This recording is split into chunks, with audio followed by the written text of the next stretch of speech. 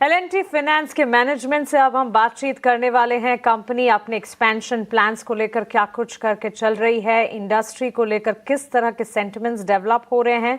और पिछले दिनों हमने देखा था कि स्टॉक प्राइस में ऑल टाइम हाई लेवल्स भी देखने को मिले थे। साथ ही S&P रेटिंग्स ने L&T फाइनेंस की लॉन्ग टर्म रेटिंग पर अपना पॉजिटिव आउटलुक सजाया है। इन तमाम मुद्दों पर विस्तार से बातचीत करने के लिए कंपनी के मैनेजमेंट हमारे साथ जुड़ गए हैं। अब हमारे साथ मिस्टर सुदीप्ता रॉय कंपनी के MD और CEO हैं। वहीं L&T फाइनेंस के CFO सचिन जोशी भी हमारे साथ जुड़ गए हैं। जेंटलमैन, स्वागत है आपका ET Now स्वदेश पर। सबसे पहले तो अपना समय हमें देने के लिए आपका शुक्रिया। Thank you. I'll start with the latest developments and Sudipta, I'll start with you.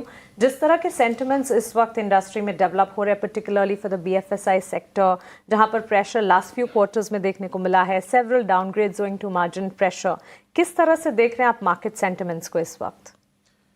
देखिए, अब पहली जो बात है कि जो GST कट हुई है उसमें काफ़ी कंजम्पशन के ऊपर काफ़ी पॉजिटिव सेंटिमेंट देखने को मिल रहा है। स्पेशली जो मेरा अंदाज़ा है कि जो व्हील सेगमेंट है, स्पेशली टू व्हीलर्स, फिर ट्रैक्टर्स और ऑटो सेगमेंट में काफ़ी ग्रोथ देखने को मिलेगा अभी फेस्टिव सीजन में। हमारा एस्टिमेट है कि 20 से 25% के ऊपर ग्रोथ मिलेगा इन दिस सेगमेंट्स। और अगर आप बात करें कि अनसिक्योर्ड लेंडिंग सेगमेंट, जिसमें माइक्रो फाइनेंस में लास्ट ईयर एक एसेट क्वालिटी साइकिल रही है, वो काफ़ी रेजोल्यूशन हो चुका है इंडस्ट्री में। मेरा अंदाज़ा से और 2-3 महीने का रेजोल्यूशन, जिसको हम लॉन्ग टेल बोलते हैं, long tail of asset quality cycle हम बोलते हैं, अभी वो लॉन्ग टेल में है। लेकिन अगर अब देखें कि लास्ट 2 महीने में हमारी जो डिसबर्समेंट ग्रोथ है उसमें काफ़ी ग्रोथ दिखने को मिल रहा है माइक्रो फाइनेंस में। और जैसे हमने अगस्त में हमारी जो second highest disbursement ever in micro finance, हमने उसको अगस्त में किया है। और कलेक्शन एफिशिएंसी की बात करें अगर माइक्रो फाइनेंस में, कलेक्शन एफिशिएंसी ग्रेजुअली इम्प्रूव हो रहा है।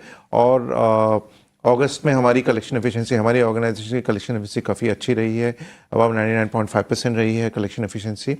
और अगर आप ओवरऑल हमारी बात करें तो हमें ये लग रहा है कि H2 हमारी एंटायर माइक्रो फाइनेंस बिजनेस के लिए एक नॉर्मल हाफ रहेगी।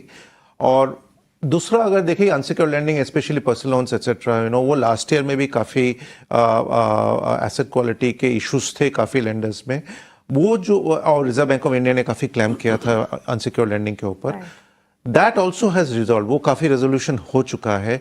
और हमारा पर्सनल लोन सेगमेंट में भी काफ़ी ग्रोथ दिखने को मिल रहा है, राइट। और रेट कट के बाद तो मॉर्गेज में और होम लोन्स में थोड़ा ग्रेजुअल ग्रोथ दिखने को मिल रहा है। हालांकि वो मॉर्गेज का ग्रोथ लॉन्चेस के साथ भी, प्रोजेक्ट लॉन्चेस के साथ भी लिंक्ड है। और हमारी आशा है कि फेस्टिव पीरियड में काफ़ी प्रोजेक्ट्स लॉन्चेस होंगे और मॉर्गेज की जो ग्रोथ है वो भी दिखेगा।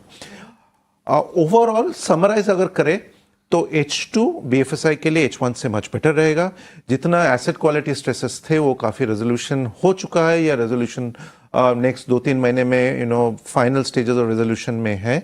और H2 में on the back of GST cut जो कस्टमर डिमांड आएगी उसके ऊपर BFSI सेक्टर मेरे हिसाब से H2 में काफ़ी अच्छे करेगी। ओके, हमारी भी बेस्ट विशेस के H2 इंडस्ट्री के लिए, आपकी कंपनी के लिए बेहतर हो। And of course festive demand है, all the sectors are waiting for the same. And Sudipta, वैसे मैं आपके फेवरेट प्रोजेक्ट साइक्लॉप्स पर भी आपसे बात करूंगी, लेकिन even before that Sachin, coming to you, are we seeing any early signs of improvement credit में, इन पर्टिकुलरली स्पेशली अगर आप देखें MFI सेगमेंट की मैं बात करूं, रूरल बिजनेस इंडस्ट्री फाइनेंस का प्रदर्शन इस वक्त, और क्या एसेट क्वालिटी का स्ट्रेस जो था वो थोड़ा कम होता नजर आ रहा है? बिल्कुल, जैसे सुदीप्ता जी ने बताया अभी, अगर हम ओवरऑल कंडीशंस देखें इंडिया की, तो इस बार जो रेनफॉल प्रेडिक्शन थी IMD की, बिल्कुल उसी तरह उसी हिसाब से रेनफॉल हो रही है।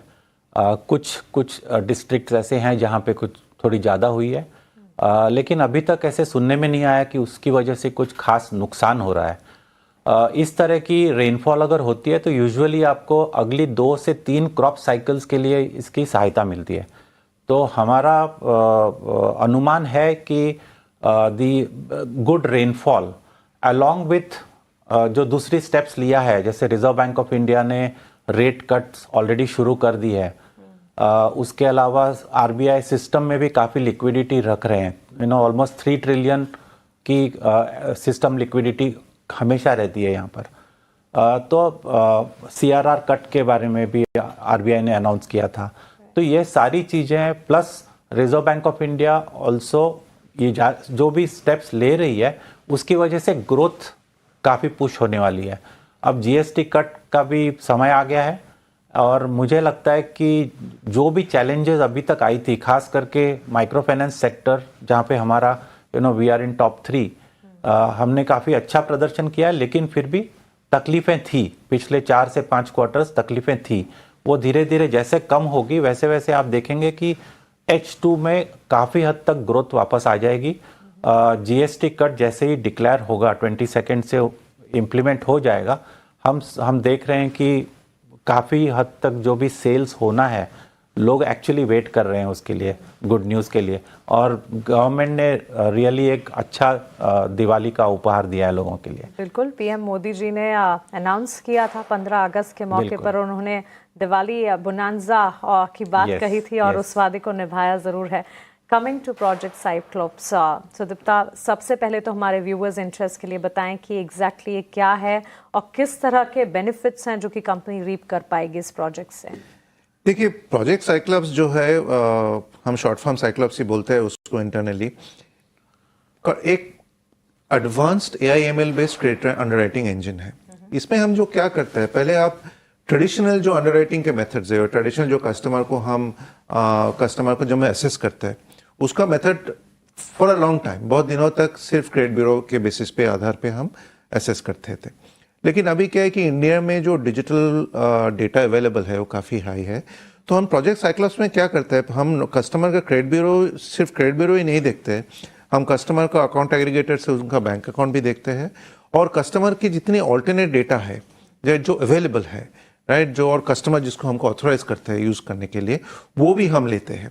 तो इसमें क्या होता है कि हम एक 360 डिग्री अंडरराइटिंग करते हैं कस्टमर को। जैसे क्रेडिट ब्यूरो कस्टमर का पास बिहेवियर देता है, बैंक अकाउंट कस्टमर का लिक्विडिटी देता है और ऑल्टरनेट डेटा कस्टमर का लिविंग स्टाइल और प्रोफाइल देता है। ये तीनों मिलके, ये तीनों जब ट्रायंगुलेट होता है तो अंडरराइटिंग क्वालिटी जो होता है वो बहुत अच्छा होता है। की बात करते हैं सुदीप्ता, कर्नाटका एक ऐसा रीजन है जहां पर कलेक्शन एफिशिएंसी एक इशू रहा, एक कंसर्न जरूर रहा। डिसबर्समेंट्स वहां पर स्लो थे, FI में से 100। किस तरह की सिचुएशन है, क्या थिंग्स वहां पर स्टेबलाइज होती नजर आ रही हैं या फिर अब भी आप वहां कॉशियस हैं? देखिए, कर्नाटका का जो ऑर्डिनेंस था वो फरवरी में आई और वो ऑर्डिनेंस का इमीडिएट इम्पैक्ट था कि हमारी जो कलेक्शन एफिशिएंसी थी स्पेशली माइक्रो फाइनेंस में ऑलमोस्ट 300 बेसिस पॉइंट्स डिटोरिएशन हो गया ओवरनाइट। जैसे आप देखेंगे कि जनवरी में हमारे कर्नाटका कलेक्शन एफिशिएंसी 99.5 थी, ऑर्डिनेंस आने के बाद सीधा कलेक्शन एफिशिएंसी 96.5, 96.7 के आसपास चला गया, राइट। एंड ये हम मार्च की बात कर रहे हैं इस साल की। तो उसके बाद जो ग्रेजुअल क्लाइम जो है, राइट, ये हम कोशिश करते रहे और क्या हुआ कि कस्टमर के मन में भी बहुत दुविधा थी, राइट, कि ये जो रेगुलेशन है ये RBI कंट्रोल एंटिटी पे लागू है या ना लागू है, राइट। उसमें भी काफ़ी टाइम गया हमको मार्केट में और ऑन ग्राउंड में बोलने के लिए कि ये जो रेगुलेशन है ये ज़्यादातर नॉन रेगुलेटेड एंटिटी के तरफ डायरेक्टेड है and less towards RBI regulated entity, क्योंकि कस्टमर को ये अंदाज़ा नहीं था, उनको लग रहा था कि मोरेटोरियम हो गया लोन पेमेंट का, जो एक्चुअली नहीं था। और गवर्नमेंट ने, कर्नाटका गवर्नमेंट ने कुछ रेस्ट्रिक्शंस भी किए थे, जैसे आप शाम को 5 बजे के बाद कलेक्शन विजिट किसी को कर नहीं सकते, तो हमको वो सब फॉलो करना पड़ा। तो इसलिए क्या हुआ कि कलेक्शंस का जो एवरेज कलेक्टर एफिशिएंसी जो है वो भी गिरा, तो हमको कलेक्टर्स भी बढ़ाना पड़ा। तो अभी क्या है कि it was a slow climb, धीरे धीरे हमको क्लाइम करना पड़ा। अभी जैसे देखेंगे कि लास्ट मंथ, पिछले महीना, पहली बार फरवरी के बाद हमारा कर्नाटका कलेक्शन एफिशिएंसी 99% के ऊपर आई है और हमारी ये अंदाज़ा है कि नेक्स्ट 2 महीने में ये काफ़ी नॉर्मलाइज कलेक्शन एफिशिएंसी हम हमारे हिसाब से 99.5, 99.6 नॉर्मलाइज कलेक्शन एफिशिएंसी है। हमारे हिसाब से ये अचीव करने में हमारे और 2 महीना जाएंगे, राइट। तो नवंबर के आसपास आप बोल सकते हैं कि कर्नाटका में मोर और लेस नॉर्मलसी फिर से रेस्टोर होगा। लेकिन जो हुआ कि ये जो लेजिस्लेशन था, ये जो ऑर्डिनेंस था, इसका शायद टारगेट था माइक्रो फाइनेंस, बट इसमें सारे एसेट क्लासेस इम्पैक्ट हुए, नॉट ओनली माइक्रो फाइनेंस। और overall all lenders were impacted, whether they are microfinance or not, and everyone has seen a gradual movement upwards. I agree to that because eventual impact हर तरफ हर asset class पर आता दिखा. That's right. Another concern, Sachin जी आपसे समझना चाहूँगी, two wheeler finance. Let's say थोड़ा बहुत stress वहाँ पर था. जीएसटी रेट रैशनलाइजेशन का जो मूव था, अनाउंसमेंट था, उसके बाद टू व्हीलर फाइनेंसिंग को लेकर आपका आउटलुक कैसा है? कितना लोन डिमांड आप एक्सपेक्ट कर रहे हैं इन पर्टिकुलर इस सेगमेंट के लिए, और स्ट्रैटेजी इंप्रूव करने के लिए एसेट क्वालिटी को क्या होगी इन particular for two wheeler lending? Actually GST cut का तोहफा, दिवाली तोहफा है सबके लिए. हम देख रहे हैं कि जब से वो अनाउंसमेंट आई है, जब से प्रधानमंत्री जी ने अनाउंस किया कि जीएसटी कट करेंगे, उसके बाद से हम देख रहे हैं कि थोड़ा सा स्लो डाउन ज़रूर हुआ है. फुटफॉल्स कम हुए हैं डीलरशिप्स में, लेकिन सारे लोग एक्चुअली बेनिफिट के लिए वेट कर रहे हैं. आपने देखा होगा 4 व्हीलर्स के लिए तो ऑलरेडी एडवर्टीजमेंट्स आने लग गई है, लोगों ने ऑलरेडी लेना शुरू कर दिया क्योंकि बेनिफिट शुरू कर दिया पास करने का. लेकिन टू व्हीलर्स में वो नहीं हो रहा है. टू व्हीलर्स के लिए सारे डीलर्स रेडी हो रहे हैं और उसी तरह फिनेंस कंपनीज भी रेडी हो रही है. हम लोग काफ़ी बुलिश हैं दैट सितंबर अभी 22 तारीख से शुरुआत हो जाएगी. लास्ट ऑलमोस्ट एक हफ्ता 10 दिन जो भी हैं इस महीने के, ये महीने में अच्छा खासा सेल एक्सपेक्टेड है. और बाकी का सेल एनीवे अब तो फुल फेस्टिव पीरियड है, दशहरा आएगा, दिवाली आएगी, तो पूरा अगला क्वार्टर हमें लगता है कि काफ़ी हद तक लोगों के पास, क्योंकि चीज़ें सस्ती होगी तो लोग वी एक्सपेक्ट कि लोग खरीदेंगे ज़्यादा. तो ऑटो सेक्टर के लिए ये जीएसटी कट काफ़ी फेवरेबल रहने वाला है, ऐसा हमारा अनुभव.